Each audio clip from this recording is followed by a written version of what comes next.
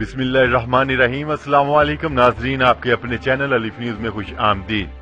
آج کی اہم خبر سے آگاہ کرتے چلے، وزیر اعظم عمران خان کے امریکہ پہنچتے ہی سعودی فرمانروا شاہ سلمان نے تہلکہ خیز حکم جاری کر دیا۔ نیوز رپورٹ کے مطابق سعودی فرمانروا شاہ سلمان نے سعودی عرب میں امریکی فوج کی تعیناتی کی منظوری دے دی۔ غیر ملکی خبرساں ادارے کے مطابق سعودی فرمانروا شاہ سلمان نے سیکیورٹی اور استحکام کے فروغ کے لیے سعودی عرب میں امریکی افواج کی تعیناتی کی منظوری دے دی۔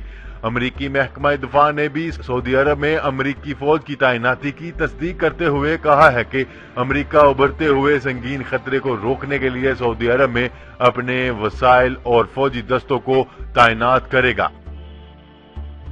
نیوز رپورٹ کے مطابق امریکی محکمہ دفاع کے حکام کا کہنا ہے کہ سعودی عرب میں امریکی فوج کی تعیناتی کا مقصد خطے میں امن و استحکام برقرار رکھنے اور دفاعی شعبے میں مشترکہ تعاون کو بڑھانا ہے۔ امریکی حکام کا کہنا ہے کہ سعودی عرب میں 500 فوجیوں کی تعیناتی گزشتہ ماہ پینٹاگون کی جانب سے مشرق وسطی میں تعینات امریکی فوجیوں کی تعداد میں اضافے کے اعلان کا حصہ ہے۔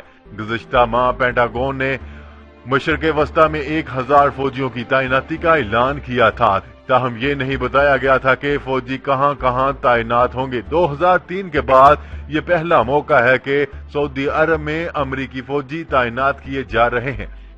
امریکہ نے 2003 میں عراق جنگ اختتام پر سعودی عرب سے تمام فوجی واپس بلا لیے تھے۔ امریکی صدر ڈونلڈ ٹرمپ کا کہنا تھا کہ وہ مشرق وسطی میں ایران کے اثر و رسوخ کے خاتمے کے لیے سعودی عرب کو ایک اہم شراکت دار کے طور پر دیکھتے ہیں۔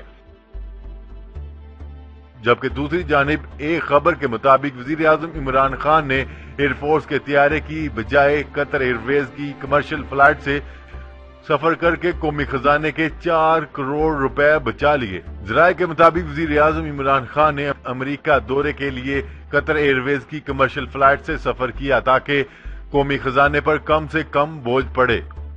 جی تو ناظرین، اب تک کے لیے اتنا ہی۔ مزید خبریں لے کر بہت جلد آپ کی خدمت میں حاضر ہوں گے، تب تک کے لیے اپنا خیال رکھیے گا۔ اللہ نگہبان۔